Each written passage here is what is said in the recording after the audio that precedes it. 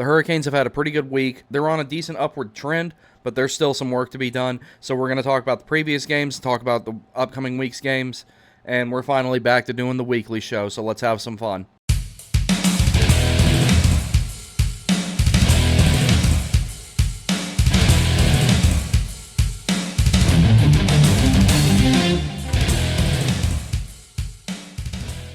Alright guys, so before we get into this, again, one more time, apologies that I haven't been making videos. I was sick. I had to get antibiotics for the first time since I was like a teenager, so that's been a very long time. And I had to go back and kind of retroactively watch the games to be able to take some notes and everything, so this will not be the most detailed weekly show as far as reviewing the previous games, with the exception of the one against Buffalo, because I actually did get to watch that one from beginning to end. And I'm working on some stuff with formatting, how I put the information up here on display. It will vary from each discussion about each individual game. Please bear with me. I'm trying to come up with a standardized format to get all the relevant and necessary information onto the screen, make it look pretty good, and be able to convey everything I want to convey and talk everything I want to talk about. I'm hoping sometime within the next couple of weeks I'll have a standardized format and it'll look really good. So the Philadelphia Flyers are doing surprisingly well this season. Winning this game was actually a lot more important than what I think a lot of people realize. We had a 3-game series with the Philadelphia Flyers this season. It was tied going into this game. The Hurricanes have now won that season series, so in the event that we need that for some sort of tie-breaking criteria in the standings, we have that on the Flyers because it looks like they're really making a push to try and make the playoffs. This game was also the first of many that Pyotr Kochetkov has been in net. He's now been in net for a few games in a row now, and we're going to be mentioning him a lot throughout the show. Now, like I said, I didn't get to sit down and watch this entire game, but everything I saw, I did like. Michael Bunting opened the scoring. It looks like Dmitry Orlov is really getting closer and closer to really finding his footing in Carolina. He's getting a lot more comfortable when he goes to, set up plays and distribute the puck and join the rush and everything like that. Sebastian Aho starting to rack up points in both the goal and the assist column. We're going to talk about that in the summary of the week and everything. Konechny scores in the second period, but Brendan Lemieux answered a few minutes later with just a really hard-working, grinding it out goal in front of the net since he had to be in the lineup since Svechnikov was out with flu-like symptoms, and he did his job while he was there. He got in, he laid the body, he did a lot of physicality stuff, scoring against one of his former teams, and he's got a pretty good list of former teams. Going in the third period, Seth Jarvis also scores again at even strength. Sebastian Aho and Michael Bunting factoring in on that. I really like that line with Aho, Jarvis, and Bunting. And as I've stated in some previous videos, I always thought that Bunting was brought in specifically to be on Aho's wing, and it appears that he's producing results quite a bit when he is with Bunting. And it appears that Bunting and Aho are definitely having some good chemistry together. Bunting is producing more. Aho is producing more. Seth Jarvis being a viable right winger for Sebastian Aho allows us to put Teuvo Teravainen, who's having a great season, in another spot in the lineup, and that gives the Hurricanes the capability to distribute their offense even more. Barry Kotkaniemi gets an empty netter, and that'll be the end of that one. Now, from what I saw in this game, a lot of the times it was relatively even. The Hurricanes did establish a forecheck and were pretty dominant in the offensive zone a good amount of time. However, the shots through percentage is not where it needs to be just yet. They're getting back to their game as far as having that dominant offensive zone presence, and they're generating plenty of high-danger chances. The Corsi looks good, which I'm not the biggest believer in Corsi, but I do think that it does have a place in the game as far as judging what a team is capable of. Hurricanes got to get more of them through. Now, the overall shot attempts total, when they start doing that, will probably go down, and that's fine. I'd rather the shot attempts total go down and more shots start getting through to the net. That was the only thing that I really found that I felt like was kind of a glaring issue in this game, was the shots through. They weren't getting enough shots through traffic. The Flyers were able to block way too many shots. That being said, overall, good game. Face-off percentage, it would have been nice if they would have edged them out in that, but the Hurricanes did capitalize on what chances they did get. Good win, and this would be good to have, and as I stated before, this is good to have considering we won a season series against a Metropolitan Division team who could potentially challenge for a playoff spot, and if they get really hot again, next thing you know, we might be fighting them for second or third place. So this game right here, I did get to see most of, and I can safely say this was one of those games where I felt like it was kind of in the whole experience Canes hockey category. I felt like they did a lot of things right in this game. It was one of those ones where you feel like just no matter what you did, you were doing everything right and nothing was going your way. So, Pyotr Kochetkov, like I said, he's going to be mentioned several times in this video. He's just still kind of up and down. I'm glad that he's taking advantage of the opportunity, and he's getting consistent starts and everything like that. For the most part, he has been good. This game right here kind of killed his numbers, though. And you need good goaltending against a team like the Islanders, even though in a lot of ways they're similar to the Hurricanes as far as having like a defense-first mindset and everything like that. They had two of their defensemen out. The inferior Sebastian Aho and Adam Pelech were both not in the lineup. But when it comes to a goaltending tandem, I think the Islanders have one of the best ones in the game. Between Ilya Sorokin and Semyon Varlamov, this is one of those teams that you have to be prepared to bring the offense against this team regardless of who they have in net. Because even without the other Aho and Adam Pelech, their goalies can still put on a clinic and bail them out. Now, it wasn't entirely Semyon Varlamov that won. The Islanders put together a good team effort, and they capitalized on the chances that they did get. And this is one of those ones where the PDO, or another way of saying mathematical calculation for luck, was not on the side of the Hurricanes in this game. Additionally, a lot of times the Hurricanes did have possession of the puck. They didn't really do a whole lot with it. There wasn't a ton of good cycling in this game. They didn't generate nearly as many high-danger chances as they could have. And what sucks about this is, like I said, I don't feel like that this one was for a lack of effort. I feel like that this was just an inordinate amount of bad luck and Kochetkov having a bad night. It's what ultimately cost the Hurricanes winning this game. That being said, it is an absolute blessing that they got a point out of it. It does speak to the fact that this team does not quit. The hockey gods were not on their side in this game at all. Jalen Chatfield opens the scoring at even strength in a goal that even Brindamore said was kind of uncharacteristic for him, hanging out that far away from his own blue line. Chatfield has really impressed me since he's been in the lineup, and I think that it's pretty much concrete at this point that he's probably going to stay in it. Bo Horvat tied it later in the first period, and this would be the first of 4 points that Matt Barzal got. This would be the first of 3 assists from himself and Anders Lee. That line is actually really good at generating high-danger chances and everything like that when those three are together on the ice. Bo Horvat loves to hang out there right between the dots, and he's one of the best ones at finishing chances in that particular regard. Jordan Staal finally broke his scoring drought on a really good feed from Jacob Slavin. The next goal would be where it felt like this game was starting to take shape of the Hurricanes just having bad luck and making really small mistakes and paying for it in large ways. Simone Holstrom scores a shorthanded goal, assisted by Jean-Gabriel Pageau. Players of French-Canadian descent would continue to haunt the Hurricanes later in the period, as Pierre Engvall scores at even strength, assisted by Matt Barzal and Noah Dobson. And Noah Dobson has been on an absolute tear for the Islanders this year. Even without his normal defensive partner in the lineup, he's still making contributions. Jack Drury, this entire week, has been making a case with stuff on the score sheet, intangibles, and everything else that he wants to stay in the lineup. If he keeps playing like this, he's going to be a mainstay in the Hurricanes lineup, at least for the rest of the season. So he'll score after Martin Nate just made a really awesome play behind the net. And Steph Nason, who is elite, adds another point. Islanders get a power play. They capitalize on it and score from Kyle Palmieri. Matthew Barzal gets another point, and Noah Dobson also gets his second point of the night. And Sebastian Aho ties it with, I think it was 2.4 seconds left. The team just outright didn't give up. They didn't quit. And it was that particular moment that they really, truly earned that point that they were going to get. Because, like I said, nothing was going their way tonight. After Bernsey puts it on net, Aho bangs it home. And then in overtime, for the final time that evening, Matthew Barzal and Noah Dobson would again haunt the Hurricanes, this time Matthew Barzal getting the game-winning goal, and a third point, another assist for Noah Dobson. As aggravating as this game was, and it was almost vintage Hurricanes hockey considering they put 43 shots on goal in addition to the 30 shot attempts that got blocked by the Islanders.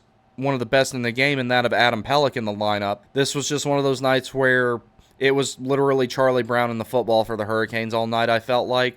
But they still had something to build on, and they did so in the next game. This is everything that happens when the Hurricanes play well and have a dominant performance like they did over the Buffalo Sabres, which, if you haven't heard, I don't care much for them, so I'm happy every time that we beat them. Pyotr Kochetkov again started, and he needed a bounce-back game, and he had one. He had a couple little hiccups there. He had one poke check that had me going, oh my God, why the hell would you do that? And ultimately, Buffalo did score their second and final goal of the night on that. Once Kochetkov finds that perfect happy medium of knowing when to come out and challenge and be aggressive, so much so that goes as far as he does to make some of those poke checks that he tries to make, and knows when to hang back and kind of let the defense get an opportunity to get a stick in there and not leave the net completely wide open, then I think that he's getting close, I think. I really think he's getting close to where he's going to find that happy median, when to aggressively challenge. He's getting there. I really think he's getting there. Tonight was one of those games that's indicative of you want to move the needle in the right direction. I think that he did that tonight.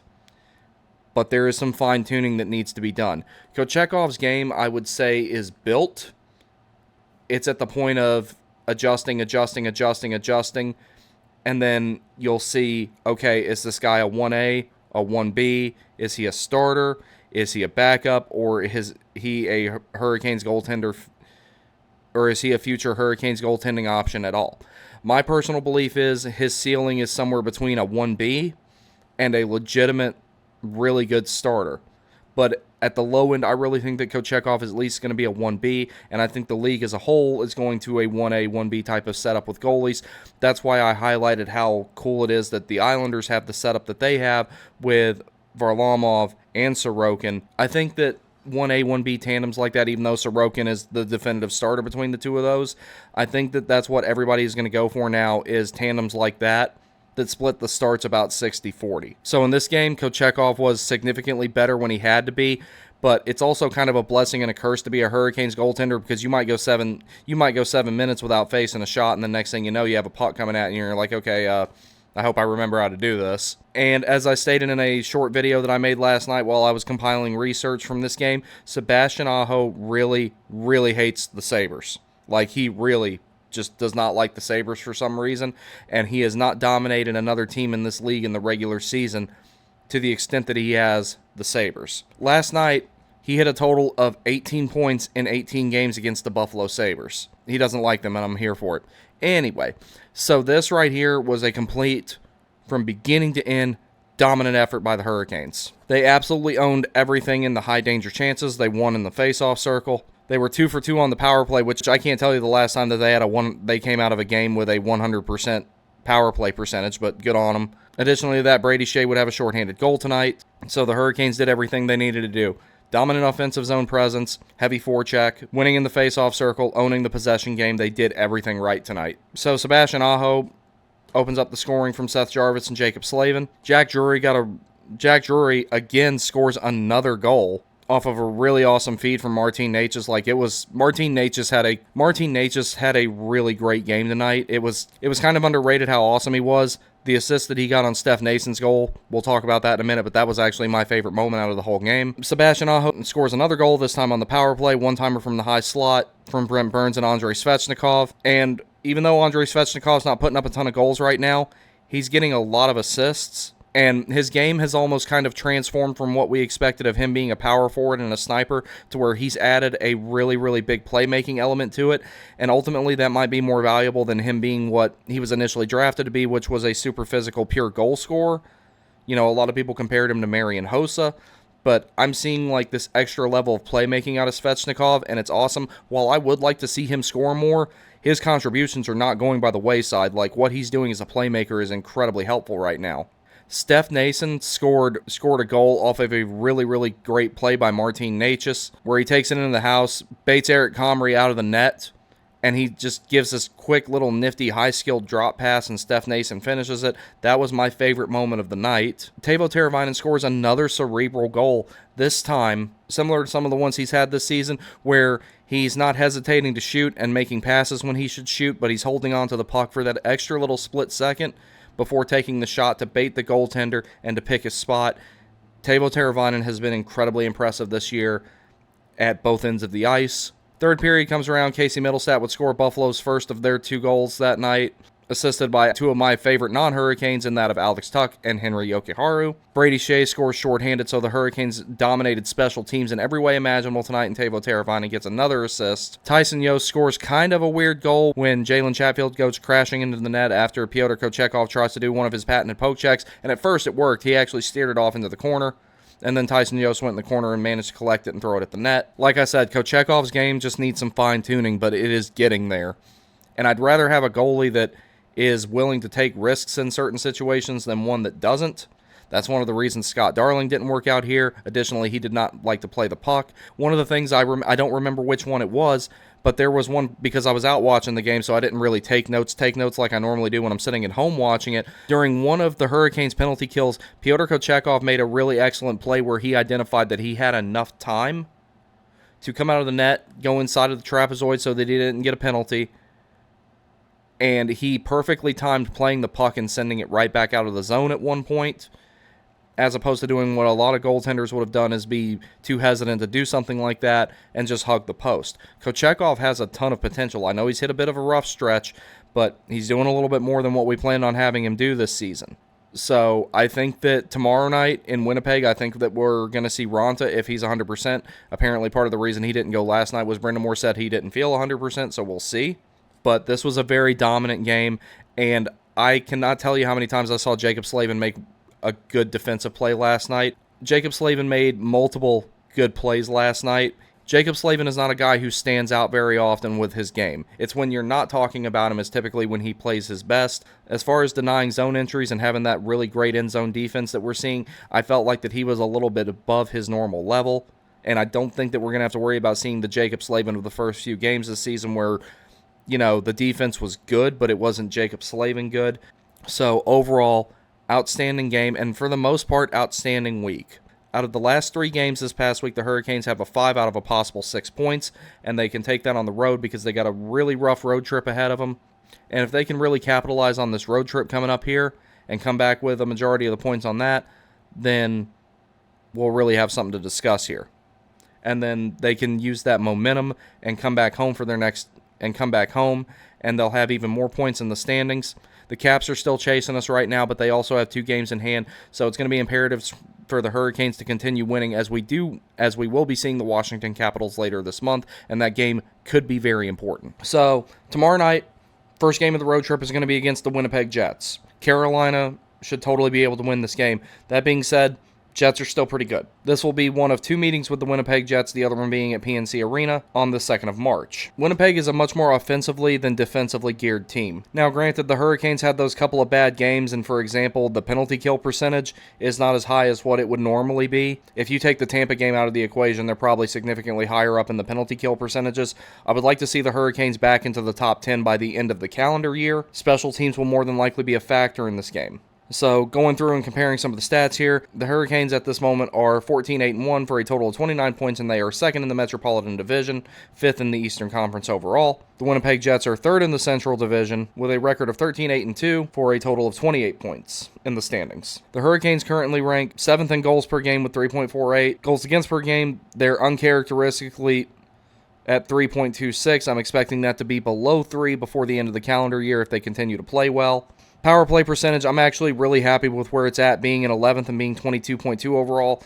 If the Hurricanes could get that above 25 before the end of the calendar year and crack the top 10 in power play percentages, that would be a great accomplishment, and then start trying to climb that ladder more and more as you get closer to the postseason. And the penalty killing percentage, as aforementioned, is a little bit uncharacteristic right now, but I think that will get back up. That was mostly the Tampa game that did that in. Connor Hellebuck played last night. I imagine we'll see Laurent Brossoit tomorrow night. Still a really good backup goalie, but hopefully we don't have to see Connor Hellebuck. But if we do, my prediction is that special teams will be the biggest factor in this game. Henceforth, why I have these. Now, here's why I have their second penalty killing unit pulled up here as per Daily Faceoff. I think that is an excellent penalty killing unit, especially between Adam Lowry and Mason Appleton.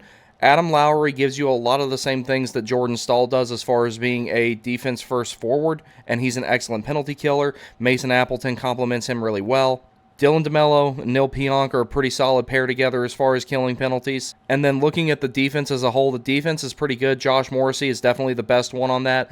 I've always described Josh Morrissey's game as very well balanced. He's very good at puck retrievals and either skating it out or conducting outlet passes. With as much as the Hurricanes like to dump the puck in and get on the forecheck, they're going to have to press him really hard to keep him from being able to conduct those zone exits that he's really good at. Dylan DeMello is incredibly physical. He's defense first. He's a pest. He's aggravating. He loves to hit. I wouldn't be surprised if we see him and Michael Bunting have a couple of entanglements tomorrow night, but he's a great safety valve for someone like Josh Morrissey, and Josh Morrissey is not a traffic cone himself. Brendan Dillon, needs no introduction. Very physical, loves to hit. Neil Pionk, still kind of underrated in my opinion. And they got a pretty solid third pair there with Dylan Sandberg and with Declan Chisholm. But I think that if the Hurricanes establish their game early and spend as much of tomorrow night in Winnipeg's end as they can, that defense is going to get worn down. Specifically, try and get your best guys out there against that third pair. And the biggest thing you have to worry about against Winnipeg is the power play. Now, I know it may look like that the numbers don't dictate that, considering they're in 19th overall in the NHL and 19.2, but just looking at the personnel that they have on the power play, that can be dangerous if it gets going, and maybe if they do something along the lines of flipping Gabe Vilardi and Nino Niederreiter. But looking at this power play on paper, despite the numbers, it should be really, really good. Those two units are both very good, but the first unit is outstanding. If they really now, if Winnipeg's power play starts to struggle tomorrow night, you really have to watch out for them making a personnel adjustment here. If you move Nikolai Ehlers off of the second unit to the first unit, and maybe put Cole Perfetti on the second unit, be out there for 90 seconds of a standard 2-minute power play, and it's going to be pretty hard to shut that down. Mark Scheifele also needs no introduction, in particular out of these two power play units. Mark Scheifele, Kyle Connor, Josh Morrissey, Nino Niederreiter, we all know who that guy is, Alex Iafallo, Nikolai Ehlers, and Neil Pionk are all noted weapons. Gabe Vilardi, Cole Perfetti, they're not exactly scrubs themselves. So if Winnipeg front loads the first power play unit, and then they've still got Niederreiter on the second one, or they could bump Niederreiter up to the first one, I really feel like, for a multitude of reasons that I can't put my finger on just yet, but I feel like that if the Hurricanes shut down the power play tomorrow night against Winnipeg, or even better, stay disciplined, stay out of the box, Svetch, then they'll have a good game tomorrow night and they'll be able to win one in regulation.